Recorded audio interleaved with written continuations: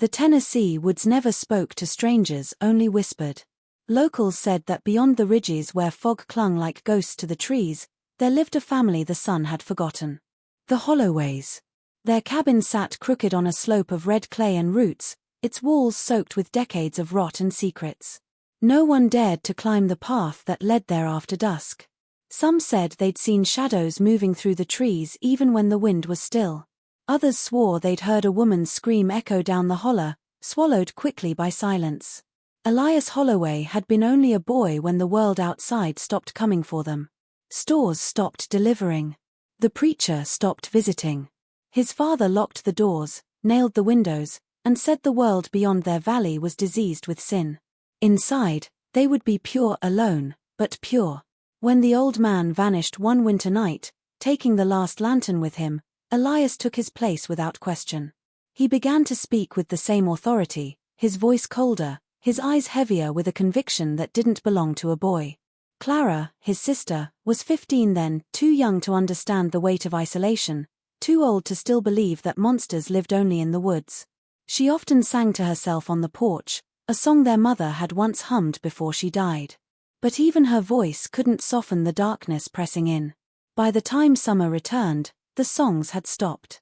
The laughter that once echoed between them turned into whispers, and the whispers into something far worse. People in the nearest town would later recall seeing a tall young man at the edge of the woods that summer, carrying candles and muttering prayers no one recognized. They'd find strange carvings on tree trunks, rings, crosses, and what looked like initials bound together. No one would dare go near. And by the time they finally did, after the smoke rose from the Holloway cabin one October morning, it was already too late. What they found in those ashes didn't belong to nature. It belonged to something the mountains themselves had tried to bury. The Holloway family lived far beyond the reach of paved roads and power lines, hidden in the folds of the Tennessee mountains where the trees grew so thick that sunlight reached the ground only in fractured strands. Their cabin, built from rough-hewn logs and patched with rusted tin, stood as a shadow among shadows, surrounded by the heavy silence of the woods. For generations, the Holloways had lived there, shunning the nearby towns and the strangers who passed through. To them, isolation wasn't a curse, it was a way of life, a creed whispered from father to son. Elias Holloway, the eldest of the children, was born into this world of secrecy and control. Their father, Virgil, ruled the household like a preacher in his own church, with his Bible in one hand and a rifle in the other. He spoke of purity, of the wickedness that lived beyond the tree line, and of blood that must never mix with outsiders. The children grew up believing that the mountains themselves watched over them, that leaving would anger the spirits buried beneath the soil. The few townsfolk who remembered the Holloways told uneasy stories. Decades ago, one of the men had come down to trade pelts and canned fruit, eyes pale as milk and voice shaking like he hadn't spoken to another soul in years. He said little, paid in coins blackened by age, and disappeared before dusk. After that, no one saw a Holloway again. Hunters who wandered too deep into the woods claimed they'd heard faint hymns drifting through the fog, sung in tones too mournful to belong to the living. Others swore they'd seen children staring from the trees, their faces smudged with ash, vanishing the instant they were noticed. Inside the cabin, life followed a strict, wordless rhythm. The children worked the land and hunted small game while their mother stayed inside, her face pale and expression hollow, moving like a ghost through rooms lit only by the flicker of oil lamps. She rarely spoke, and when she did, it was to warn them never to disobey their father. Elias learned early that questioning was dangerous. Punishment was swift and often silent, a stare, a prayer whispered over his head, and days locked in the root cellar where the damp earth smelled like decay. As he grew older, he began to mirror his father's habits, memorizing his words, his tone, even the way he watched his sister Clara when she laughed too loudly. The Holloway family had built their own kingdom of fear, and Elias was learning to inherit it, one shadow at a time. The night Virgil Holloway vanished, the mountains seemed to breathe differently. The rain came down in heavy sheets, drumming against the tin roof like fists demanding to be let in. Elias was 16, sitting by the fire sharpening his father's hunting knife, when the old man stood from his chair without a word. He took the lantern, his rifle, and his Bible, muttering something about a voice calling him from the trees. The children watched him disappear into the storm, the light swaying in his hand until it was swallowed by darkness. Their mother called after him once, softly, but when he didn't return, she closed the door and bolted it shut. The rain fell harder. By morning, the tracks leading from the cabin had already filled with mud. The lantern was found days later at the edge of a creek, its glass cracked, the flame long gone cold. No one in town heard about the disappearance until weeks later when Elias came down the mountain alone, his face pale and drawn. He told the storekeeper that his father had gone to hunt and never come back. The man offered to send help, but Elias refused, insisting that his father didn't want outsiders on their land. His voice carried an authority that seemed unnatural for a boy his age, firm and hollow like an echo of the man he was imitating. After that, no one asked questions. The Holloways had always been strange, and most figured the old man had simply wandered off and died somewhere in the woods. But others whispered darker things, that the family's sins had finally come for them, that Virgil had been taken by something he'd summoned himself. Back at the cabin, life began to twist in ways the children didn't understand. Their mother withdrew completely, spending her days staring out the window as though waiting for someone to appear. Elias, meanwhile, filled the void his father had left behind. He began reading from the same cracked Bible each night, his voice growing sharper, colder, more commanding. He told his siblings that their father wasn't dead, only testing them from the shadows. The rules became stricter, the prayers longer, the silence heavier. He would walk into the woods alone at dusk and return before dawn, mud on his boots and eyes red from lack of sleep. Sometimes Clara thought she heard him whispering to someone outside the cabin, answering a voice no one else could hear. The disappearance of their father hadn't freed them, it had chained them to something far worse, and Elias was slowly becoming its keeper. As the years passed, the Holloway cabin grew quieter, and the woods around it seemed to close in like a living thing, swallowing the last traces of daylight before evening. Elias had grown into a tall, broad-shouldered man whose silence carried more weight than words ever could. He had taken over every part of his father's role, the hunting, the praying, the punishment. His authority was no longer questioned, not even by their mother, who had become a hollow shell of herself, her mind somewhere far from the damp cabin walls. But it was Clara who changed the most. She had grown into a young woman with the kind of fragile beauty that didn't belong to the mountains, skin pale as milk, hair like burnt straw, and eyes that carried a sadness too old for her age. Elias noticed her differently now. The way his gaze lingered, the way his voice softened only when he spoke her name, all betrayed something that should have never taken root. At first, the change was subtle. Elias began to separate her from the others, keeping her close when he went to fetch water or mend traps. He told her it was unsafe to wander alone, that the forest held dangers she couldn't imagine. But it wasn't the woods she needed to fear, it was the way he began to look at her when no one else was watching. Clara tried to ignore it, tried to convince herself that he was only being protective, but each night when he came to her room to pray, his prayers grew longer, quieter, heavier.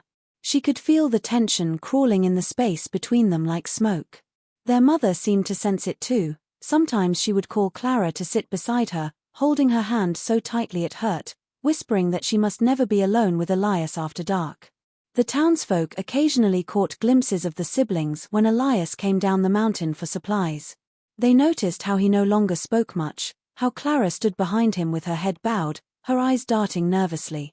One man swore he saw Elias place his hand on her shoulder, not as a brother would, but as a husband might. Rumors began to spread through the valleys of strange things happening in the Holloway cabin, voices rising at midnight, hymns sung in two tones, the girls' cry echoing across the hills. But no one dared to interfere. In those parts, the woods were known to keep secrets, and everyone understood that some families were better left alone. Deep within the dark mountain, Elias's love for Clara was no longer the love of a brother, but something far darker, something that had begun to rot the soul of the Holloway name. By the time Clara turned 17, the change in her could no longer be hidden. Her once graceful movements became slow and heavy, her face pale even in the soft light of the fire. The sickness came quietly at first, fainting spells, sudden nausea, and sleepless nights filled with trembling. Elias dismissed it as weakness, telling her that hard work and prayer would drive the devil out of her body. But beneath his calm tone was a growing panic, a fear that someone might notice what he already knew. The Holloway cabin, already drenched in silence, grew even more suffocating. Their mother watched from her bed, her eyes hollow with knowing. She had seen this before, long ago, when she was young and under Virgil's rule. The sins of the father had come full circle, and now it was her daughter paying the price.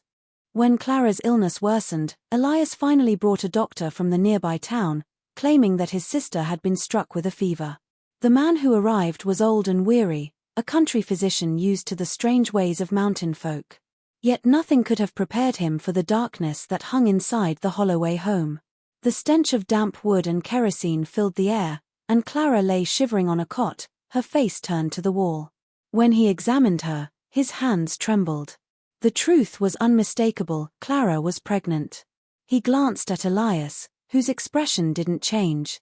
The doctor's mouth went dry as he realized what that meant in a home this isolated, with no men nearby except one. He didn't speak of it there. Instead, he packed his things quickly and left, promising to return with medicine. But as he walked back down the mountain trail, dread followed him. By the time he reached town, his mind was made up. He confided in the sheriff, a man who'd long suspected the Holloways of strange practices, and begged him to go up there before it was too late. The sheriff agreed, though his face betrayed unease. He gathered his coat and revolver and rode out that evening, but the next morning, his horse returned alone, reins dragging, its sides slick with sweat. No one dared to search the woods after that. The doctor stopped speaking of the Holloways altogether, his eyes distant whenever their name was mentioned. The townspeople understood the message well enough, the mountains had swallowed another man whole. Up on the ridge, the Holloway cabin stood untouched, its windows dark, and from within came the faint sound of a lullaby, sung softly by a trembling girl whose voice carried sorrow through the trees. The night Elias decided to make Clara his wife, the air in the mountains was unnaturally still, as if the forest itself was holding its breath. It was the first night of autumn, and the woods glowed faintly beneath the moonlight, every leaf trembling with the coming chill. Clara sat by the fire, her eyes vacant, her hands resting on the small curve of her stomach. Elias had spent the day preparing in silence, gathering candles, carving crude wooden crosses, and pulling out the old wedding veil that had once belonged to their mother. To him, this was not a crime but a divine act, a joining of pure blood, the way his father had taught him before disappearing into the woods. He told Clara that the ceremony would cleanse them, that their love had been chosen by God himself. She didn't respond. The fight had long since left her. Her tears had run dry. Elias led her deep into the forest behind the cabin, carrying a lantern that flickered weakly against the dark. They stopped in a small clearing surrounded by sycamores, where the ground was soft with moss and old bones. The place had always frightened Clara as a child, it was where her father used to take her for his midnight prayers. Now Elias stood there in his father's worn coat, a Bible in one hand and a knife in the other, his shadow stretching long across the clearing. He placed the crosses in a circle, lit the candles, and began to chant the same broken scripture their father once mumbled after too much whiskey. His voice was trembling but certain, rising and falling like the wind through the branches. Clara's hands shook as he took them in his, forcing her to repeat the words after him.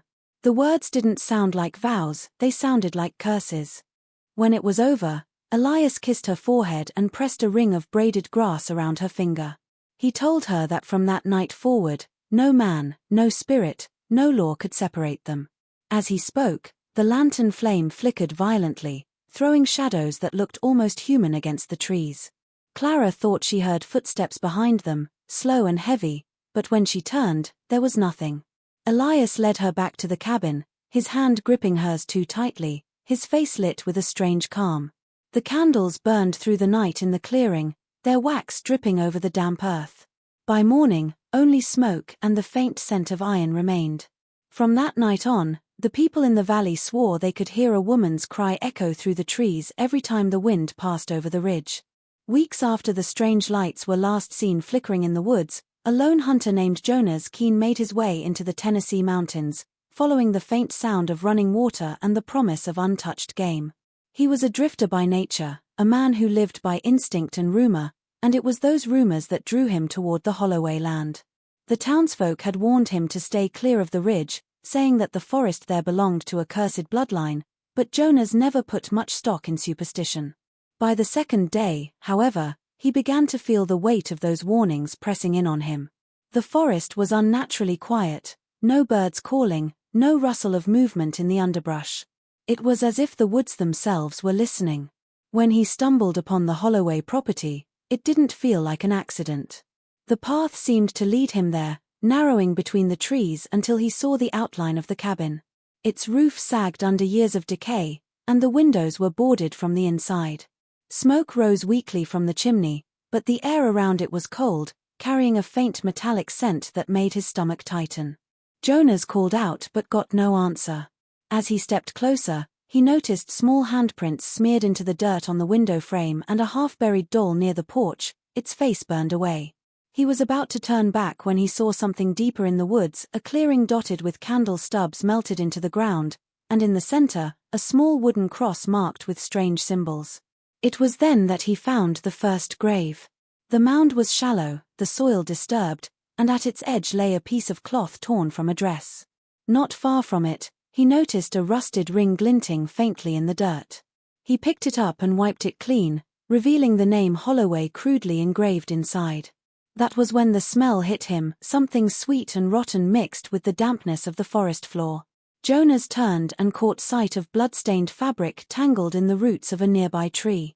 The scene was too deliberate to be the work of animals. Something, or someone, had wanted these remains to be found and feared. As the sun began to set, Jonas backed away from the clearing, unease clawing at his chest. From somewhere near the cabin came a faint sound, like a lullaby sung off-key, drifting through the trees. It grew louder for a moment, then stopped abruptly, replaced by silence so thick it pressed against his ears. Jonas didn't know it yet, but he had crossed into a place where the line between the living and the dead had already blurred beyond recognition. Jonas returned to the Holloway cabin the next morning, drawn by something he couldn't explain, a mixture of dread and curiosity that clung to him like the mist.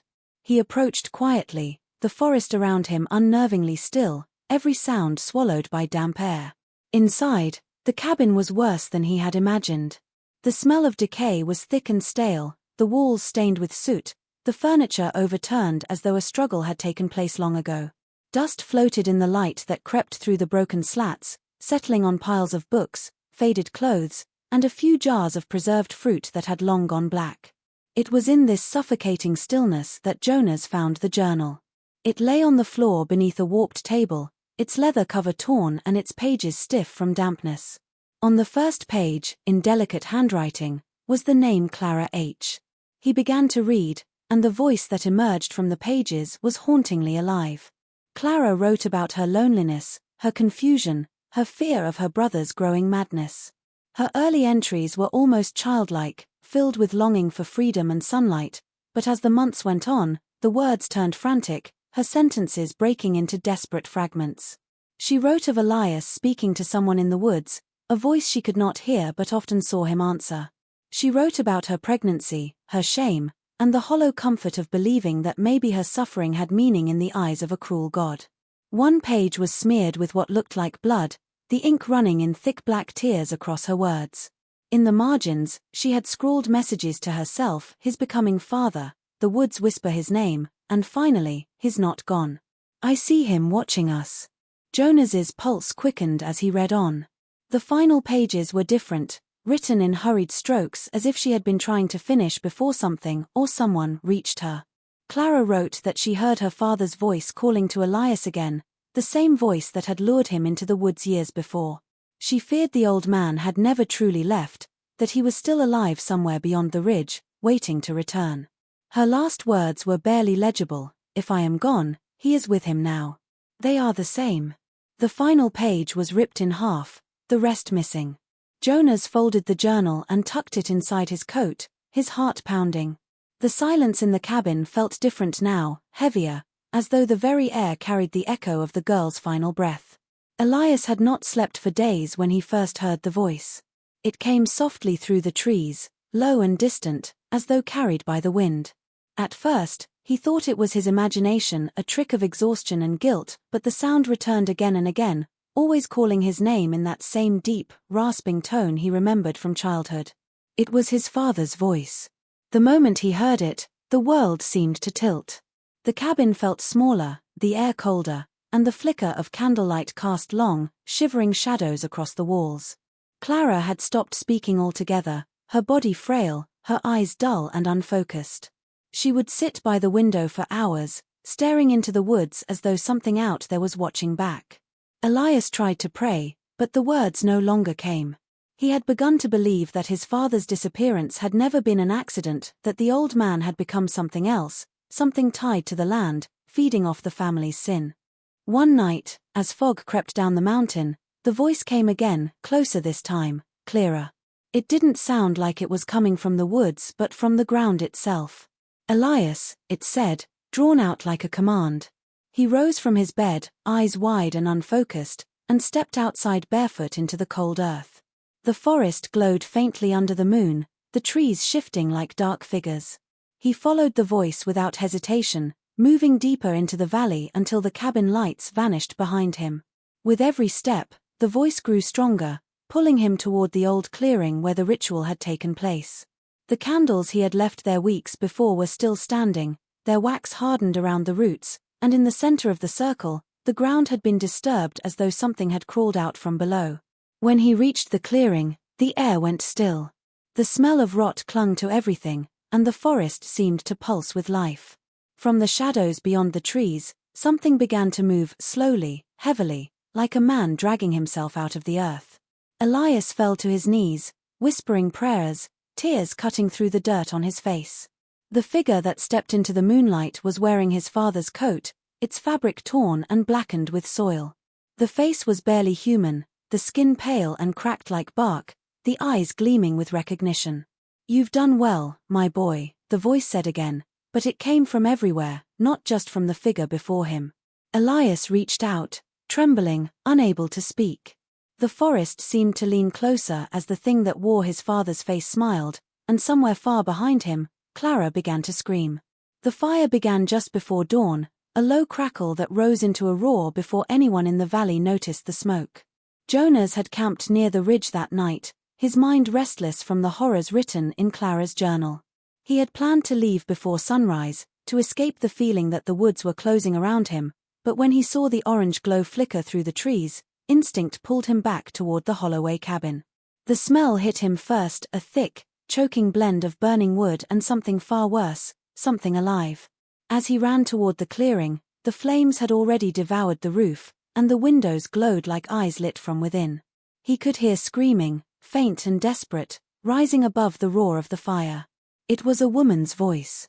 Without thinking, he threw his jacket over his face and pushed through the doorway. The heat was unbearable, the air thick with smoke and ash. Inside, shadows danced like living things, the walls cracking and curling from the heat. He called out, but only one voice answered. Clara lay near the hearth, her dress torn, her face streaked with soot and blood. She was barely conscious, her breathing shallow and labored. When Jonas knelt beside her, she tried to speak but only coughed, her words trapped between sobs. He went into the woods, she finally managed to whisper.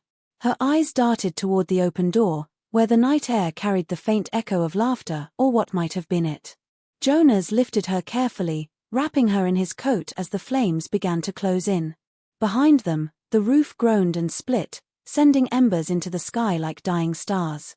He carried her out into the clearing, collapsing just beyond the reach of the firelight.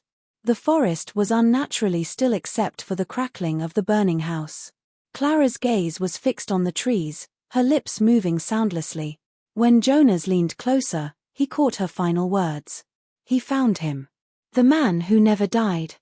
Moments later, the cabin gave way entirely, collapsing into itself in a storm of sparks and smoke. Jonas held Clara as the last of her strength faded, her body going limp in his arms. For a long time, he sat there in silence, staring at the flames that now consumed everything the Holloways had built their home, their sins, their history. The dawn broke pale and cold over the mountains, and for a brief moment, the fire's light reflected off something in the distance, deep among the trees.